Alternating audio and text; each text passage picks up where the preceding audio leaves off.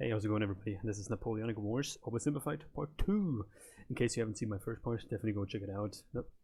OverSimplified, it's a household name. You can't miss. You can't go wrong with it. I'm pretty sure this is after we finish this video, we're officially done with all the videos that he's made up until now. Again, I mean, we've done so many of those, and they seem to be doing incredible. Anyway, let's sit back, relax, and I hope you grabbed yourself a Heineken just like I did. In case you don't have a Heineken, I assume if you're from the States, you have something like Modelo or Budweiser. That's also not too bad. So let's do this. This video was made possible by Honey. And if you're not from the States, what kind of beer are you drinking, or do you not drink beer at all? When I was in the States, I drank Modelo for the first time, and that's probably my favorite one so far. Install now for free using the link below and start saving money when you shop online. Ooh. Ooh. Cheers. After the Third and Fourth Coalition Wars, Napoleon had decisively defeated all three of his main rivals on the continent, and he was now undoubtedly the master of Europe. After the Battle of Friedland, his enemies sued for peace, and they all met on a raft on a river for negotiations. They had been fighting for the past 4 years, but now Napoleon and Alexander surprisingly got along like a house on fire. They laughed together, they chatted long into the night. They kissed. The two had a lot of mutual respect, and Napoleon even told his wife that if Alexander were a woman, I would make him my mistress. Kind of a weird thing to say to your wife, Napoleon. In the end, they came to an amicable agreement. Russia would lose barely any Not just to your wife, in general. land, and in return, they'd join France against the UK and invade Sweden. Win-win. On the other hand, Frederick William III was sidelined. Yeah, he's trying to turn him into a fucking gopnik or something. And Prussia lost an enormous amount of territory to French client states. Only the UK remained as the last major threat to Napoleon, and they continued to be a big thorn in his side, constantly funding his enemies and using their powerful navy to wreak havoc on French trade and overseas colonies. That's the thing. But what could Napoleon do? The British were safe across the channel. Well, he said, if I can't fight you with guns, I'll fight you with money. Earlier in 1806, Napoleon had announced the 1806. Continental system. It's incredible how that's only 200 years ago, and so fucking much has changed. Total shutoff of the UK from continental trade. No one in Europe was to trade with Britain, and Napoleon hoped that by hitting their economy, he could force them to negotiate. The British economy did take a hit, and they responded in their typical fashion, by going to Copenhagen and blowing a bunch of stuff up. But in general, the British managed to stay afloat by simply increasing their trade with other parts of the world. Many neutral but it took way longer to do it. countries found themselves stuck between a rock and a hard place as the two European superpowers demanded they cease trade with the enemy. Hey America, you better not trade with the French or else I'll come burn down the White House. What? This is gonna wreck my economy. Yeah, but hey, we're the States, so we kind of also bought stuff from the French, the Louisiana thingy. So, and we also kind of don't like you British people because, you know, we sort of, that's why we left, you know? I need to start saving money. How the heck am I gonna start saving money? Yeah, that's right, you know where this is going. Do you like shopping in store? Of course not. Then you'd have to get up and use your legs. Gross. Well, what if I told you you could save money doing your shopping from the comfort of your own outhouse, allowing you to upgrade your outhouse to a porta potty? Go you. Honey is a free browser extension that scours the internet for promo codes and applies the best one it can find to your cart. Here I am buying 12 liters of hair. Well, I mean, it's pretty much, you guys know how it works. You know, it's just an extension that looks for coupons when you buy stuff online. I think it even works on Amazon. So in case you want to do that, definitely go check it out. And as always, I link the original video in the description. Right, it's /oversimplified. Oh yeah, making peace with the Russians, a continental blockade, and blowing up Copenhagen. Sick of being blown up for doing almost nothing, and under significant pressure from Napoleon, the Danish officially sided with France. But Napoleon's blockade had the biggest effect on continental Europe, who were now cut off from a major trading partner, one that controlled the seas and held a rich, growing empire. And a lot of countries didn't fully comply. Portugal, a traditional British ally. It's funny you mentioned Portugal. I was literally looking at it thinking, it doesn't have a color yet. Refused to take part. No problem. Napoleon sent an army and invaded. But it wasn't just Portugal. Many of Napoleon's allies were also suspect. Your Majesty, it seems that Spain isn't properly enforcing your blockade. Spain? Why not? Well, it appears they've been trying to find a way out of being your ally since they lost their fleet at Trafalgar. What is with these people? It's almost like everyone's only pretending to be my ally because they know otherwise I'd beat them up. Do I even have any real friends? Are you my friend, Pierre? Say yes or I'll slap you. Napoleon had come to mistrust his ally to the south. And in particular, Napoleon thought the Spanish royal family were an incompetent mess. All right, Carlos, you've got to get it together. How can I trust you when all you do is go hunting? Meanwhile, you let this ambitious nobody who dislikes me run the country. And you seem to be the only person in the universe who doesn't realize he's boinking your wife. Oh, Jesus. Who the heck are you? I'm the king's son. I just overthrew my dad. So, actually, now I'm the king. Hey, nice sideburns. You people are the biggest cluster of shameless, narcissistic idiots and all around just the worst people I've ever met. Here, have a Kid's Choice Award. French forces, many having conveniently already entered Spain to invade Portugal, occupied Spanish forts, and Napoleon invited the Spanish royals to France to help mediate their differences. It'd be interesting to know if people back then, maybe until 100 years ago, were actually able to speak French when they lived in Spain. All right, we're here with the royal family of Spain. So, Fernando, you've been accused of plotting against your father and vying for the Spanish throne. What do you have to say for yourself? Well, Napoleon, I just think great. Well, I've got the test results right here. Fernando, in the case of the Spanish throne, you are not the king. What?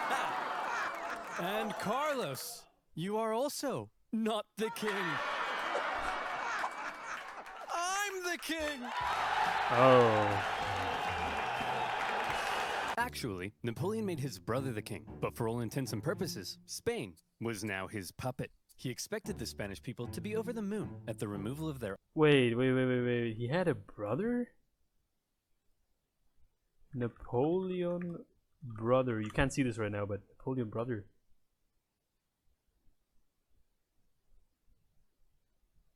Wait, who was his brother? Louis Bonaparte, Jérôme Bonaparte, Lucien Bonaparte, and Joseph. Dude, 5 brothers. 5 brothers, no sister inside. Their unpopular royal family. Imagine his surprise when it turned out that people don't really like to be subjugated by a foreign power, least of all one who had previously attacked the Catholic Church. Oh, shit. So the people of Spain revolted. Brutal fighting broke out as bands of armed Spaniards ambushed French troops across the kingdom, and vicious atrocities were committed on both sides. In addition to fighting the regular Spanish and Portuguese forces, the French had to contend with tens of thousands of guerrilla fighters throughout the Spanish countryside. The British even took the opportunity to land an army led by the future Duke of Wellington. And now, British forces were defeating French ones on land. Napoleon briefly went to Spain in person, and he did drive back the Allied armies, but before long, his attention was needed elsewhere. The whole thing became a nightmare for the emperor. He excelled at traditional warfare, but this was something more akin to Napoleon's Vietnam. The whole conflict would keep hundreds of thousands of French soldiers and resources bogged down 7 for years. Napoleon was never able to break the will of the Spanish people, and this problem weakened his position in Europe. Hey, Francis. Want to go to war with Napoleon again? Oh, I don't know, Britain. He's already whomped me 3 times. I'll give you £1 bazillion. Well, okay. Seeing that Napoleon was now caught up in Spain, and with some British funding, Austria decided maybe, just maybe, this time, they'd have a chance. So did they? No. Napoleon defeated them in just 4 months. It was quick, but it wasn't exactly easy. The Austrians had been watching Napoleon and learning, and they had made some reforms, while Napoleon, after years of war, was increasingly having to rely on inexperienced conscripts. So this time, the Austrians gave him a run for his money. The Fifth Coalition saw some of the bloodiest battles to date, including Napoleon's first major defeat, and when he did finally defeat the Austrians at the Battle of Wagram, it was a very costly victory. Still, Napoleon had yet again kicked Francis's butt, and as part of the peace terms, Austria lost a bunch more land. Not long after, however, Napoleon and Francis came to another agreement. It was decided that Napoleon would marry Francis's young daughter. But wait, doesn't Napoleon already have a wife? I was gonna say. Yes, he did. Josephine and Napoleon had become quite fond of one another, but now that Napoleon was playing the monarch game, he needed a male heir, and his aging wife wasn't giving him one. So I said it in the previous video. I said that it's surprising to me he was already. Wait, let's see. So this is what 806. So he is 30. He was born on the 15th of August 1769. So he was already in his 40s, or like late 30s at the time. Late 30s, early 40s. So, and he still doesn't have a son. It was out with the old Or any and in kid with at the all. new. At least he didn't behead anyone. For Austria, they felt that if Napoleon was going to keep on winning, they may as well be on his side. So through the marriage, Napoleon got an alliance with Austria and a beautiful baby potato. Between the failing blockade against Britain, the ongoing war in Spain, and now his recent struggles in Austria, cracks in Napoleon's invincibility were beginning to show. But still, look at this map. So blue, so beautiful. Even Sweden, after being pulverized by Russia, overthrew their king, and after an interesting chain of events, ended up putting one of Napoleon's own marshals in charge.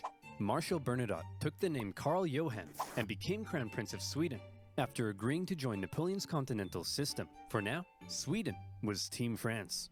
Napoleon was on top of the world. He had won an endless string of It's interesting, it kind of looks like the World War II map for Germany. victories. All he had to do now was sit back and not make any major miscalculations that could completely turn the tide of war. So let's see what comes next. France's alliance with Russia was a terrifying prospect. Together, the two could have been unstoppable, but unfortunately, the alliance didn't last. The Russians felt they weren't getting a fair deal. Napoleon's Duchy of Warsaw right on their doorstep was a bit of an insult, and then their economy began to tank because of Napoleon's British blockade. And eventually, they began to open up trade. Your Majesty, it seems Alexander is no longer abiding by the continental system and has begun trading with the British. Alexander? But he kissed me. He kissed you? You wouldn't get it, Pierre. No one would ever kiss you. The security of Napoleon's empire depended on removing the British threat, and he wasn't happy with Russia's backdoor shenanigans. And so in 1812, Napoleon decided to go to war. He gathered together the most massive army Europe had ever seen, made up of troops from every corner of his empire, Wow. and he prepared to invade. Okay, it looks like Napoleon's coming for us. Generals, I need ideas. We could stand and fight. No, that's stupid. You're stupid. We could run away. You're a star. You'll remember Napoleon's tactics relied on astonishing speed to outmaneuver his enemy and force a quick, decisive battle. Well, I've got two words for you. Scorched earth. If his opponent retreated while scorching the earth, his men couldn't live off the land. And if his men couldn't live off the land, he needed his supply trains. And if he needed his supply trains, he couldn't move quickly. And if he couldn't move quickly, he couldn't outmaneuver his enemy. And if he couldn't outmaneuver his enemy, I think you get the point. Napoleon launched his invasion and hoped for a quick battle, but all he could do was try to catch the retreating Russians while moving deeper and deeper into hostile territory. As he went, the horribly hot summer devastated his army. His men died of heat, exhaustion, and disease. Supplies began to run out, and his men began to starve. Many deserted, and still the Russians continued to retreat. Numerous times Napoleon considered turning back, but that little voice in his head kept on telling him, keep going, just a little further. And don't worry, you're definitely average height for the time. He nearly caught the Russians at Smolensk, but it was his birthday, so he had a party instead. When he finally reached Moscow, he predicted the Russians wouldn't be willing to give up such a historic and holy city without a fight.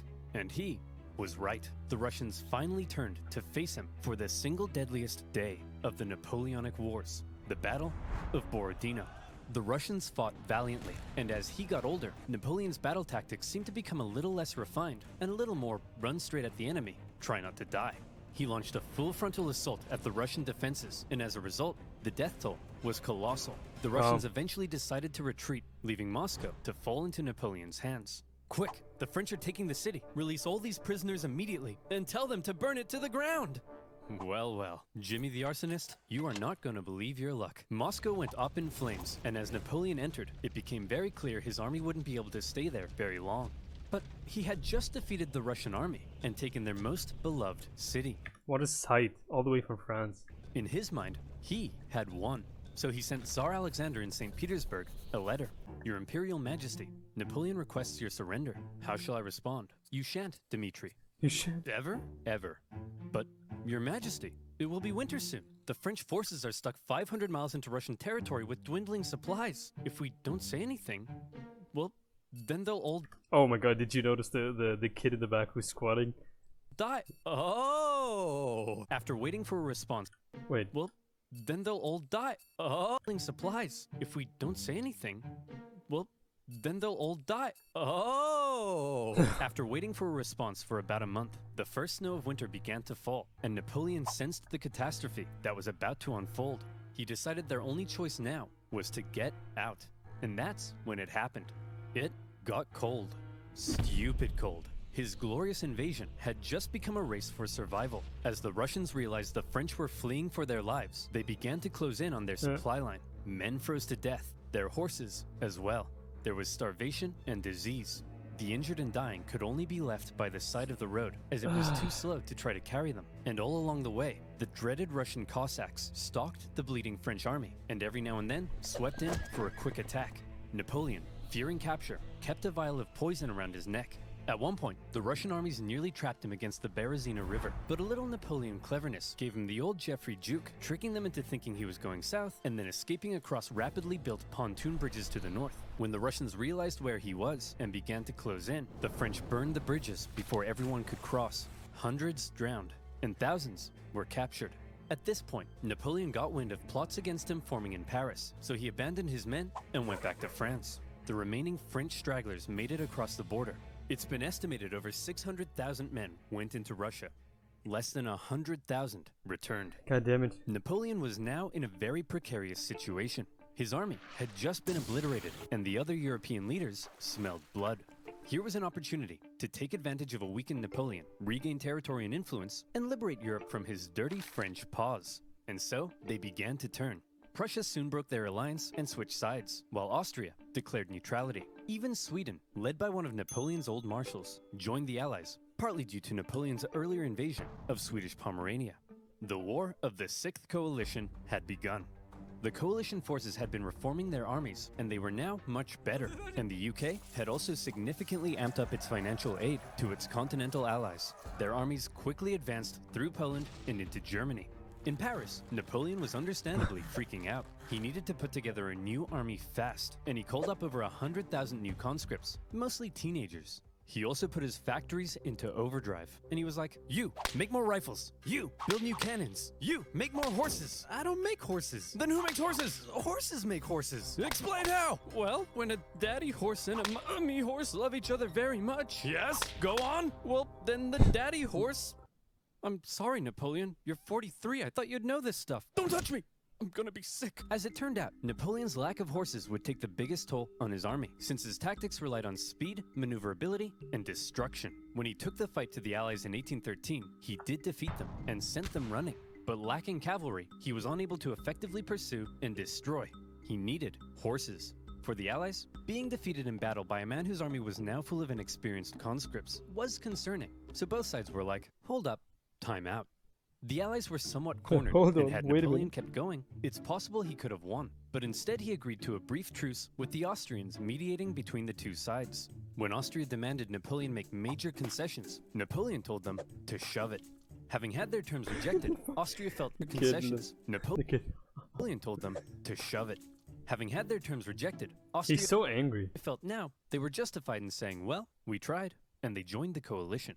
Okay, everyone, look at us. The boys are back together, but Napoleon is still dangerous, so we need a plan.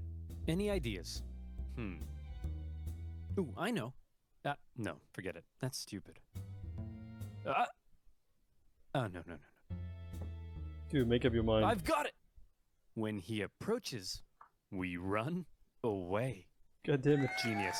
He's a genius. The plan was as follows. Wherever Napoleon advanced, whoever he advanced on would avoid battle, allowing the others to sweep in from the sides and attack the French marshals guarding his flanks. Essentially, the plan was, don't try to fight Napoleon. And this plan worked tremendously. The Allies scored a number of victories that saw Napoleon move back to the city of Leipzig, where Germany he would make one last major stand as the Allied armies converged in on him from all sides. The stage was set for the biggest and bloodiest battle of the Napoleonic Wars, the Battle of Leipzig.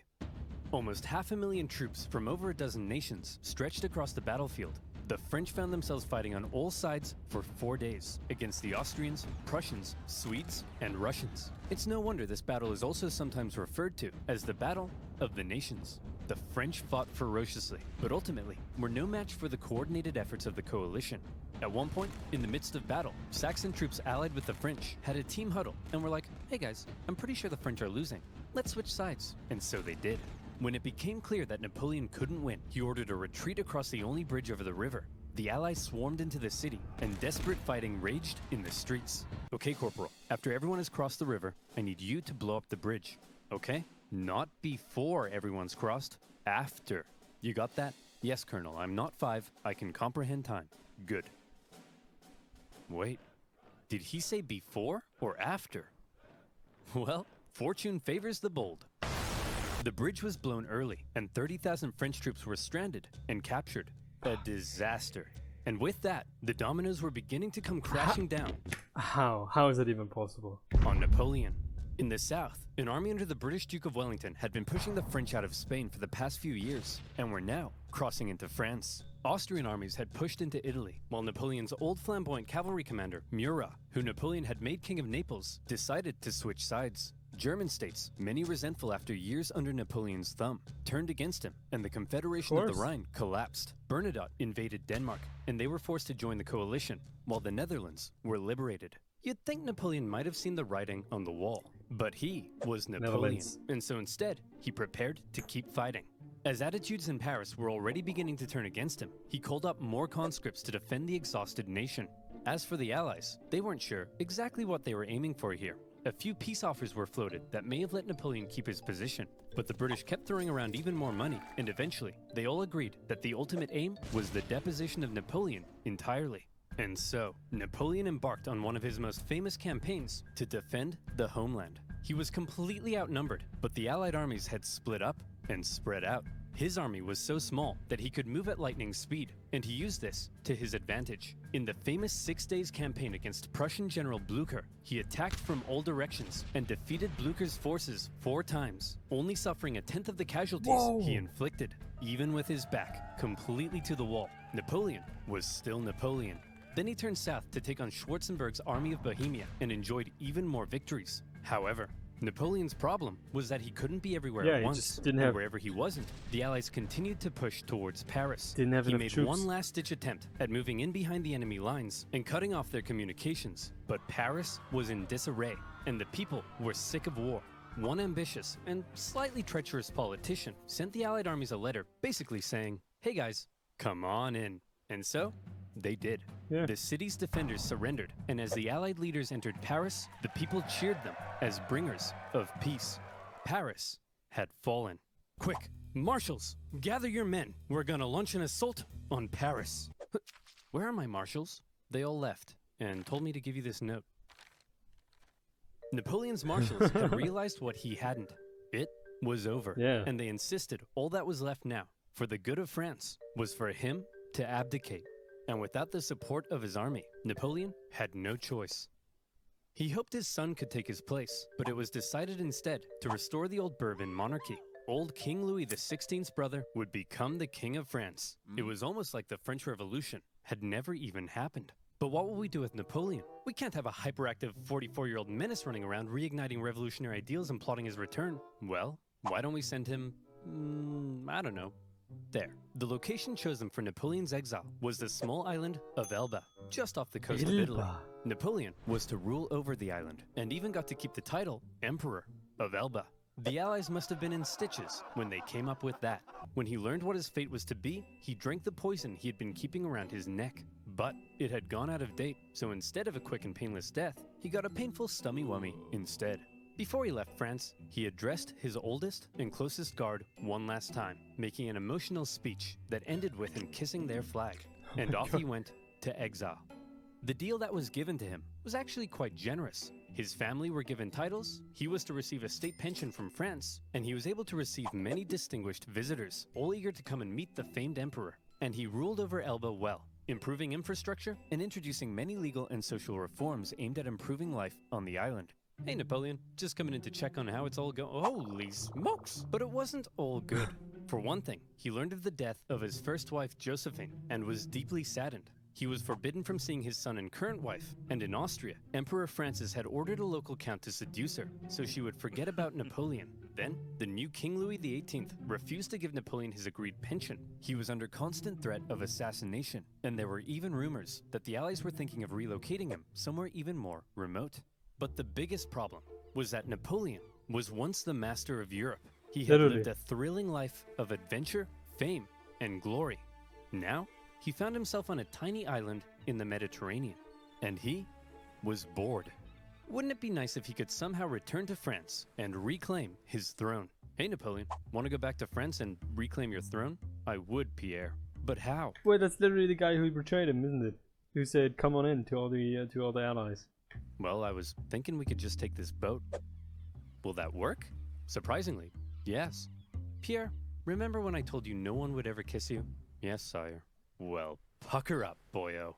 Yay. When Napoleon left Elba, it wasn't really the daring escape you might think. He basically had kind of a leaving ceremony, hopped on a ship, and sailed back to France. He brought with him an army of about 1,000 men, and he began his journey to Paris. However, in Paris, there was now a new king, and at first, the people largely accepted him because the last few years of war under Napoleon had brought immense death and economic suffering. That's right, the king is back, baby. Divine right to rule. Don't worry, everyone. I know the economy is kaput, but I and my courtiers Kaput is broken. It's actually German. Kaput. Spell that wrong. will withdraw into this palace, and we will definitely work as hard as we can to fix everything. No, he's just gonna party.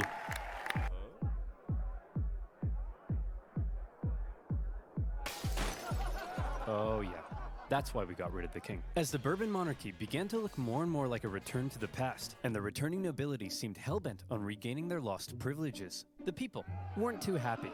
And so, Napoleon hoped that his glorious return would be met with jubilation.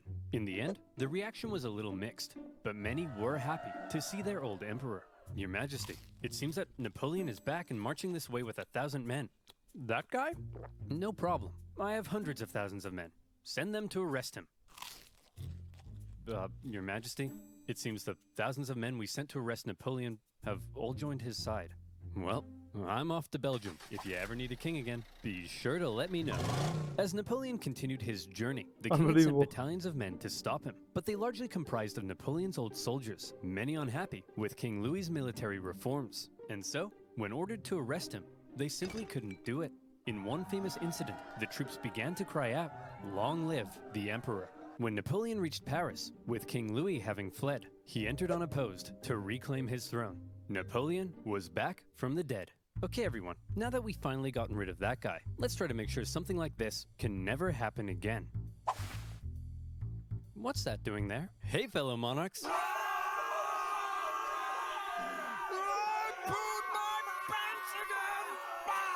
This time, Napoleon promised he would be a mucho good boy and not start any wars. But the Allied leaders were having none of it. They declared Napoleon an outlaw and the illegitimate ruler of France. Wait, what is this? What does it say? Were having none of it. They declared Napoleon wanted Napoleon Bonaparte. Have you seen this man? He's short. He's short both in temper and height. Will claim that he's average height for time, but he's not to be believed. Like streets and will only buy the provoke. In an outlaw and the illegitimate ruler of France. Then they declared war, not on France, but on Napoleon himself. Literally. And when you have multiple empires declaring war on you as an individual, that's how you know you're a very naughty boy. The Allied powers began making plans to combine their forces and once again invade France. The most immediate threat to Napoleon were the British and Prussians hanging out in nearby Belgium. If Napoleon could knock them out quickly, maybe he could force the Allies to negotiate, and maybe he could hold on to his power. Together, the two armies to the north outnumbered him, so he made a plan to divide them and take them on separately. Historians debate how much of a chance Napoleon had here, but this same strategy of dividing and conquering had worked for him multiple times. He marched north with 125,000 men and took on the Allies in a number of initial engagements, defeating the Prussians before turning to take on the British. But to Napoleon's dismay, miscommunication and hesitation among his marshals allowed both enemy armies to retreat, and crucially, rather than fleeing east, the Prussians moved north, where they could remain in contact with the British. Napoleon sent a force to hold off the Prussians as he moved in on the British, now holding a defensive position at Waterloo. Prussian General Blücher sent word that he would come to Wellington's aid if he could just hold off the French for long enough. Napoleon had to defeat Wellington before the Prussian army could arrive in force, and it was close. The British held the high ground and a number of key defensive buildings across the battlefield. After waiting some hours he didn't have for the ground to dry, Napoleon sent men to assault the Hougoumont farm, but the British-German garrison there held out.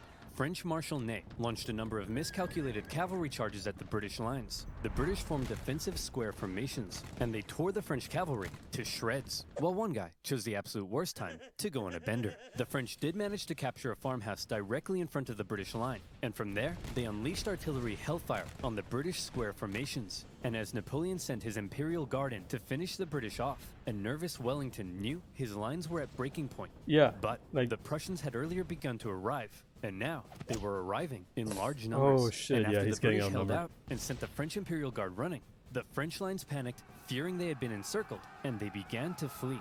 The Battle of Waterloo was an Allied victory. And with that, Napoleon's hopes of returning to glory were vanquished. He knew he was defeated. He went to His dreams kaput.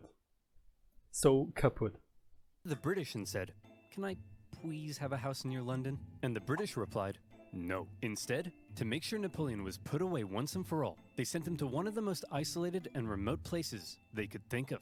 A tiny island in the Atlantic Ocean, St. Helena. What? Here, a deeply isolated and depressed Emperor Napoleon would live the remaining years of his life. His house was a wooden bungalow, not exactly on par with the Tuileries Palace. Much to his frustration, his captors referred to him as General, rather than calling him Emperor.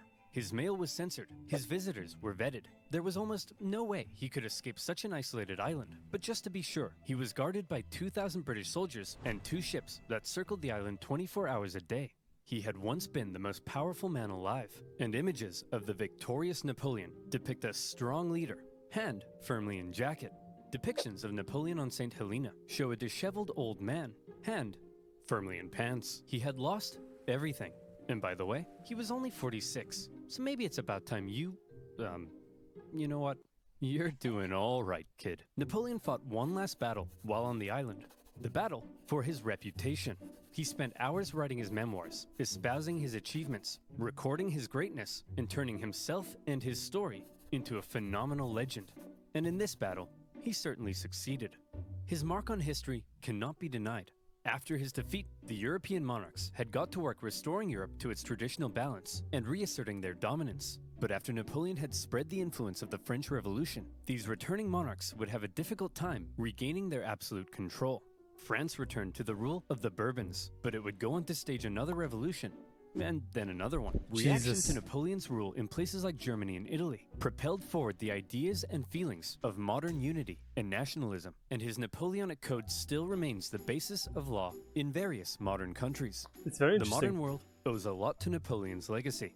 He remains statistically possibly the greatest military general in history, and his revolutionary military tactics changed the face of warfare.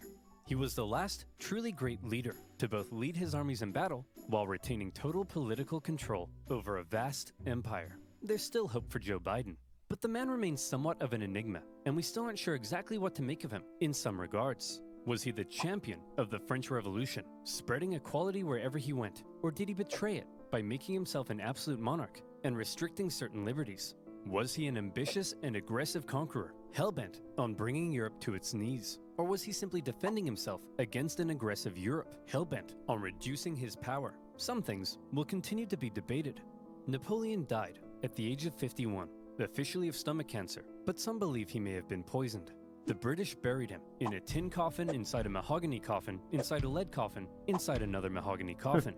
I guess this time, they wanted to make sure he stayed where they put him. In 1840, his remains were moved to Paris, where they now rest under the dome of Les Invalides. Oh The shit. man from humble origins, with huge ambition, ruthless determination, immaculate skill on the battlefield, and a hefty dose of luck, who was determined to make his mark on history, did just that. There Crazy. is no immortality, he said, but the memory that is left in the minds of men. And in that sense, Napoleon knew he would live on forever. Oh, and to reiterate, he was definitely average height for the time. That was very good. That was very good. Wow, what a life. I was just surprised because back then it's not like you had any cars, you know. It's not like you can really maneuver easily. I mean, just the war, for example, in that they had against Spain, which was from like 1807 to 1814, 7 years. Could you imagine? Like 7 years in constant war. Absolutely incredible. I mean, it's a lot of stuff happened in his life that you can say whether it's good or bad, you know. Wow. 50, but he died early, obviously. 51. But he's been all over Europe, back and forth, and he was in so many battles. Aren't you going to ask yourself like the question? Does he even remember all the battles that he was in? Like I barely like if you ask me, name 5 battles he was in. Okay, I could probably name like 3, 4, 5. I'm like, yeah, 10 is like, oh no. But if he remembered every single one of them, I wonder, because he's been in so many. It's actually incredible. And that France actually went back and forth again with the monarchy, or with the total monarchy, you can say, with the Louis the 16th, or whatever his king was. I mean, that just says it all. Well, guys, I mean, I hope you very much enjoyed this. This was a long episode, 35 minutes. I'm almost done with my Heineken. Yeah, it seems like that's the place where the Allies like to chill, you know, either the Netherlands or Belgium. And I've been to I haven't been to Netherlands. I've been to Belgium though, Belgium and France. So, well, guys, hope you enjoyed, and yeah, I'll see you soon. Take care.